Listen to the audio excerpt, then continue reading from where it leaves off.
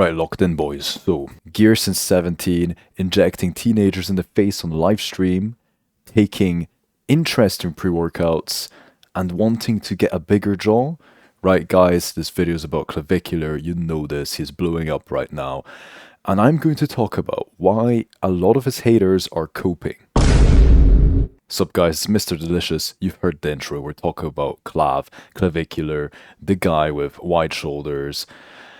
So, when we take a look at this guy, the first thing we see is he is extreme. He is the definition of the word extreme. He's a hardcore looksmaxxer type, okay? According to online sources, Clav has been posting since around 2021 on TikTok. So, if you guys know, he's been around, he's been streaming for a long time. There's memes of him not looking so good, then suddenly ascending, etc, etc. This guy's been here for a decently long time. He apparently left education in order to looksmaxx full time, and if you haven't seen him, you've been living under a rock. Today, Wheat Waffles released a video about Clavicular, rating him a solid 8. And it made me think, every other guy that's spoken about Clav has been in a decently negative way so far. So, I even saw a video of a famous coach who speaks a bit like a parrot from Aladdin say all these nasty things about Clav and the fact that his physique is achieved naturally. I mentioned even this in my first video. That's like the definition of cope, guys. Saying that Clav's physique is achievable naturally, yes, you may be right. If you have top tier genetics and you've trained for 10 years, and yeah, that's completely fine. If you have top tier genetics and you've trained for over 5 years straight, more like 7 years to be honest, then a few bulks, a few cuts, or you main gained if you have good enough genetics for that, yes, his physique is in theory achievable naturally. But what nobody says is keeping a physique like that year round is basically impossible unless you're taking some sort of enhancement, shall we say. So that's off the table. This is just my first point, is people need to stop coping. People need to just understand. Nobody ever says something like this about David Lade. Nobody says, oh, David Lade's physique is achievable naturally. Well, that's because David Lade is a fitness influencer. Clav is a looksmaxxer. And looksmaxxers get hate, especially ones who have decent, sort of a decent genetic card like Clav. You know, his face is very good. He's got a very, very good jaw. Don't know why he wants a jaw surgery. I agree with people like Wheat Waffles on this. If he's going to get a jaw surgery, he might look just possibly too striking, and that's obviously going to be bad for the normal people out there. So if you don't know what striking means in the sort of or looksmaxxing community, there are some features which you see as striking or too striking, and examples of this can be things like hunter eyes or people making hunter eyes on purpose who don't have them. So for example, if I go up to a camera and go,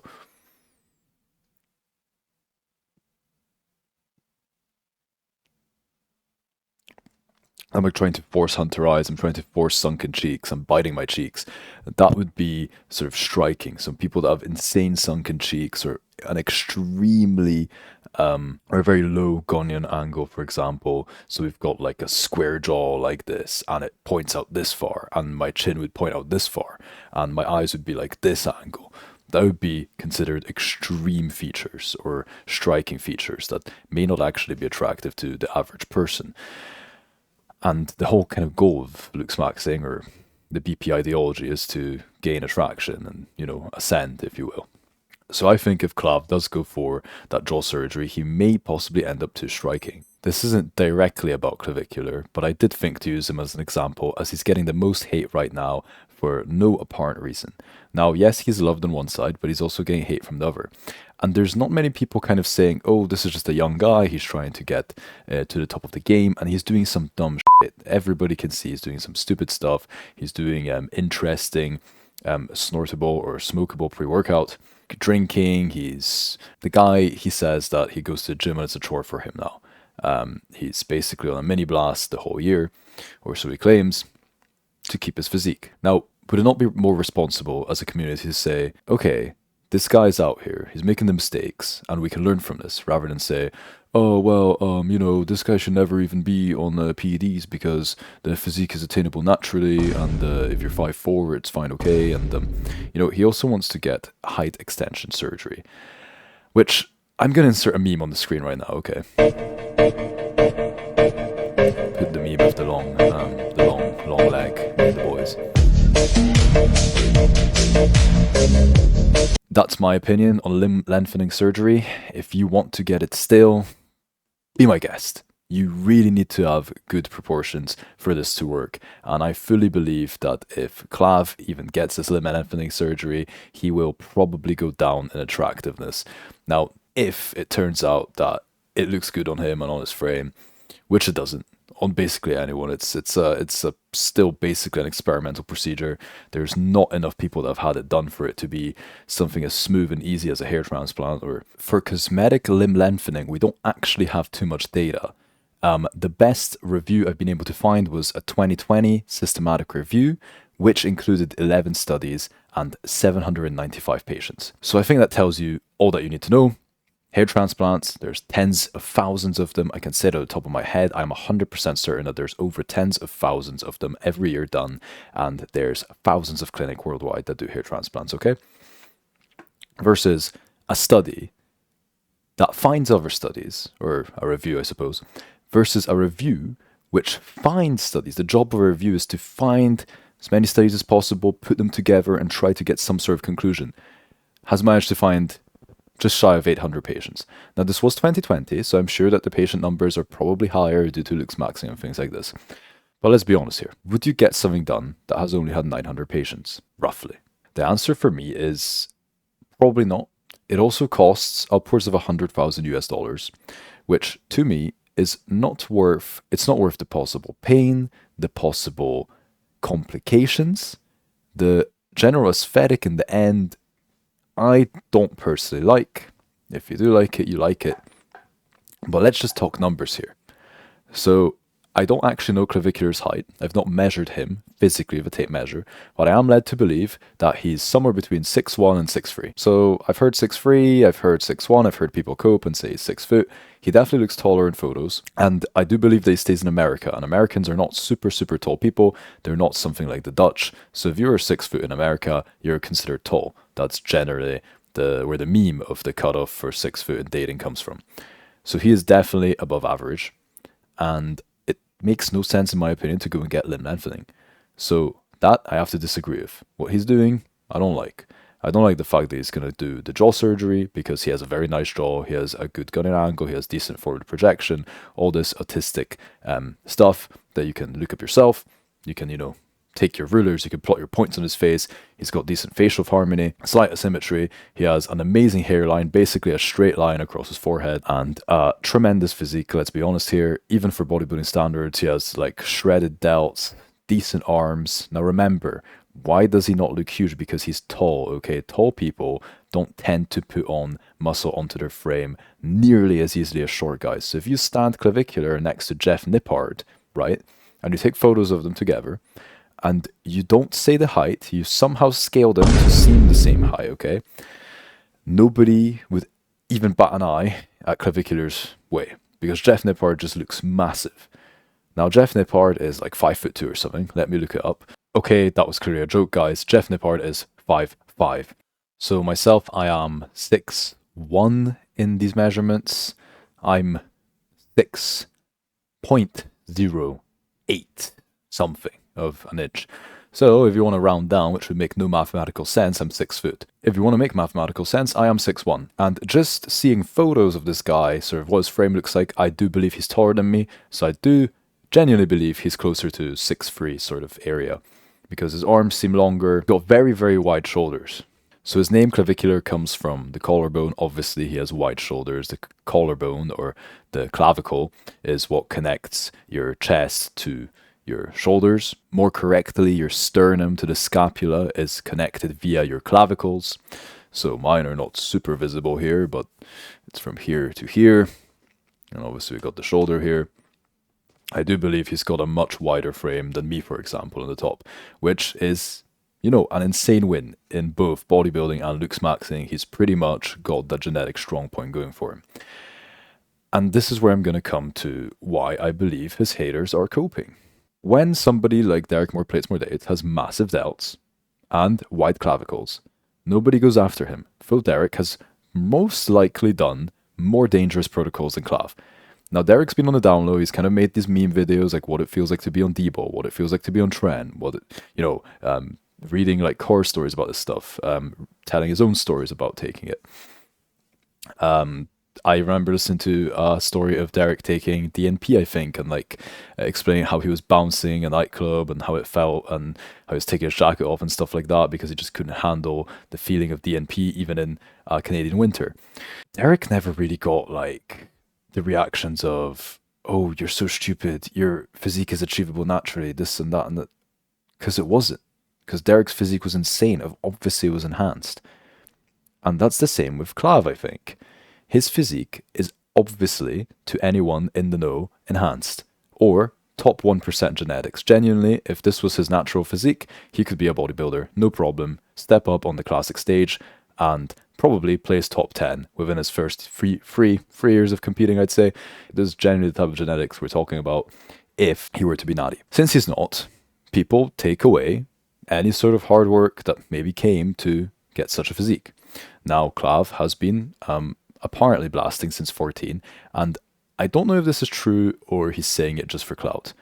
A lot of people will just assume it's true and assume that ever since he was 14, he's been pitting 500 tests into his ass every single week, non-stop. Now, let me just tell you guys something. Test causes hair loss. DHC causes hair loss. Aromatization. Aromatization is very, very real, especially on higher doses. Do you really believe that a 14-year-old would get the perfect cycle done? That he'd do the perfect PCT or the perfect blasting cruise? Do you really believe that if he blasted all the time since he was 14 and took all these compounds, he'd still have like a nice hairline and nice skin and no gyno and all this? Maybe this guy genuinely has top tier genetics. But I do believe that some of the stuff he says is just for clout. And you know what? It's social media, it's YouTube, it's Kick. Let him do what he wants, okay? There's an interesting podcast, I think with Jack Neal, where Clavicular says that if there was one thing that everybody should take, it's test. Testosterone. 100%. I think everyone should be on testosterone. There's no reason that in 2025, with all the endocrine disruptors out there that you're hearing about, that you should be on the endocrine system. It's just outrageous to me. The saying test is best comes for a reason, okay? It's the most researched anabolic. It's bioidentical to an extent. Obviously, your testosterone doesn't walk around with like an enanthate tail or propionate or whatever. It doesn't just walk around your body with an ester attached. And obviously, it's produced within your body by the HPTA. It's not actually, injected into your butt. It's not an oil, but it is so vastly important in the functioning of just everything. Everything as a male, testosterone is important. And since assuming as a looksmaxxer, he's trying to max out sort of hypertrophy, he's trying to max out muscle definition, fat loss, fat burning, he's trying to max out productivity. A low to moderate dose of TRT can indeed help with all those things. Forever. You can get increased focus, no more brain fog. You can get increased muscle size, increased hypertrophy, increased strength, better recovery. The list goes on and on. Better metabolism. The list goes on and on. But let me interject here and say, these differences will be insane if you started off at a low level of test. Like your natural production was low or flawed in some way. If you're a guy that's sitting at 800 nanograms per deciliter of test, obviously not free, then you're kind of golden. If you're sitting above 500, you're having a decent life, you know. A lot of these labs will even say that you're above 150, above 200 nanograms per deciliter, that you're fine, that's within the norm.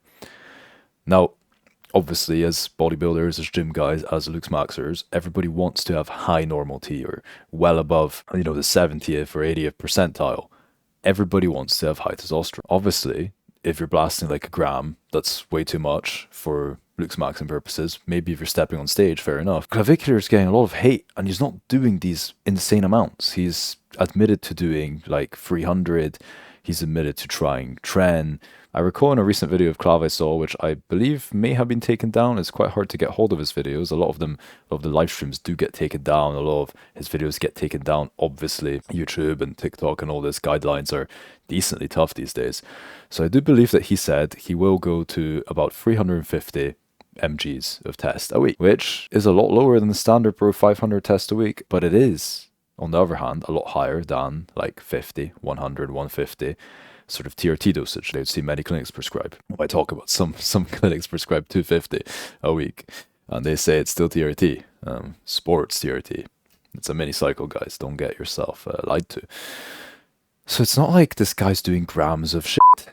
Let's be honest here. It's a weird one because everybody does think that he's extreme, but I do think he knows what he's doing. I don't think we're gonna have a case of Clav disappears in 1 year. Don't think. I really don't think so. He genuinely sounds like a smart guy when he talks. I do believe he's a little bit too loose with sort of substances, or he's admitted to taking a lot of different sort of nootropics or relaxers, these type of things, prior to streaming or prior to doing real life videos because he doesn't consider himself NT or neurotypical in the BP community. He thinks that he's neurodivergent, which alludes to things like autism or that kind of behavior. I definitely don't think that I am NT, and I find it okay speaking to a camera, but people is another story. I really understand why he would want a helping hand from pharma, but guys, sometimes it is honestly better to fake confidence than reach for it in the medicine cabinet. And you got to be really careful with these things like GABA inhibitors or dopamine, anything that works on the dopamine pathway, anything that affects your serotonin. You got to be very careful with for antidepressants, etc., etc. You really, really need to do your research. You really shouldn't be taking stuff like this because some guy on a forum told you, oh, it feels awesome, bro, go do it. This alludes back to my first video. We're a bit off topic here, but I feel like it goes without saying, just because you saw your favorite YouTuber or influencer take something or admit to taking something doesn't mean that you should do it. Do your own research and decide what you want to do. That's all I'm going to say on that one, because I'm not like your parent right here. I'm just going to tell you, read about it, read about the side effects. Everybody doesn't read side effects these days. Even when you're taking, right, let's be honest with me, guys. If you go to the shop and you buy painkillers, that's a little pouch fighting back. If you go to the shop and you buy painkillers, do you really look at the warning label? Do you actually care what the side effects possibly are? No, you just want the result. Oh, my headache gone, right? That's what you want. But with PEDs or with these nootropics or peptides or all of these cool buzzwords that are coming out, you got to be really careful because all of this stuff is they are just genuinely research chemicals. You know, for example, well-known fact, let's just shoot off something random, S4, androgen. The SARM. Maybe it's good for lean muscle mass. Yes, fair enough. There's anecdotal evidence of that. But also, there is a lot of anecdotal evidence that it makes you see yellow. Now, some people report blurry vision loss even, which is a bit terrifying. Anecdotally, it does make your vision go yellow.